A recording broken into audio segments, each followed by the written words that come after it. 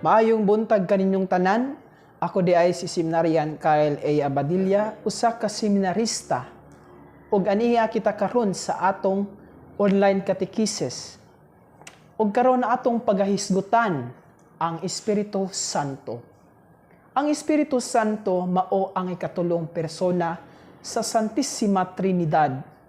Usa siya sa Dios Amahan ug sa Anak.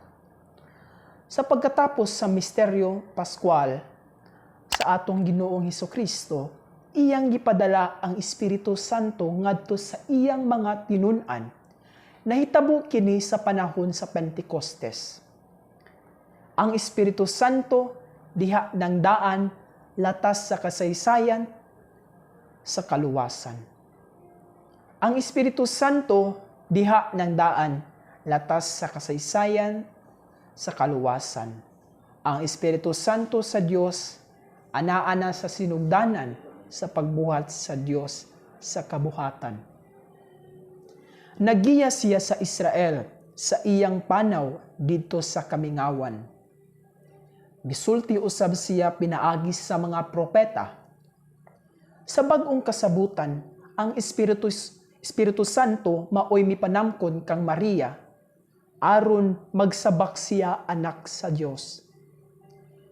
Karong atong nadawat ang Espiritu Santo pinaagi sa mga sakramento ug nagpuyo kita diha kaniya. Ang Espiritu Santo usa sa Amahan ug sa Anak. Ang Espiritu Santo dili lang kay puwersa o enerhiya sa Dios, kundili siya mismo Dios. Usara siya sa Amahan ug sa Anak. Sama sa giingon na siya mao ang ikatulong persona sa Santissima Trinidad. Ang Espiritu Santo nakig-istorya kanato, naghupay kanato ug nag-andam kanato alang sa kinabuhing Diosnon. Ang Kristyanismo nahimong templo sa Espiritu Santo o ang Kristiyano nahimong templo sa Espiritu Santo. Diha sa atong bunyag, atong nadawat ang Espiritu Santo. Nahimo kitang Diosnon tungod kaniya. Kay nagpuyo man siya dinhi kanato isip iyang templo. Ang Kristiyano nahimong templo sa Espiritu Santo.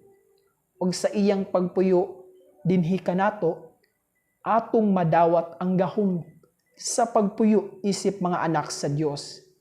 Sa matod pa sa giswat sa Galacia kapitulo 4 bersikulo 6 hangtod 7, aron sa pagpaila nga kamo iyang mga anak, gipadala sa Dios ang Espiritu Santo sa iyang anak.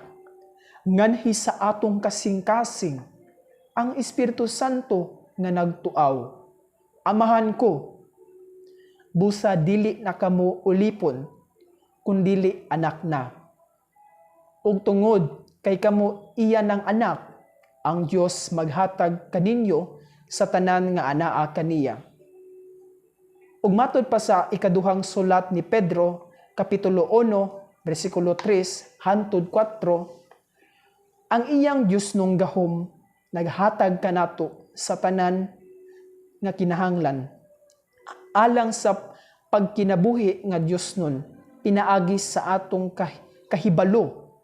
Mahitungod kaniya nga magtawag kanato aron makaambit kita sa iyang himaya ug kaayo. Niining paagiha, iya kitang gihatagan sa bililhon ug dagkong mga gasa nga iyang gisaad. Pinaagi sa maong mga gasa, makalikay kamo sa makadaot nga mga kailibgon sa kalibutan ug makaambit sa Dios nung kinaiya. Ug mao kato ang atong topic sa ika-6 nga episode sa atong online catechesis. Ug sa dili pa ako mahuman, giawhag ko kamong tanan sa pag-like ug pag-follow sa atong Facebook page and pag-subscribe sa atong YouTube channel. Ug usab kini si Kyle Abadilla ug daghang salamat.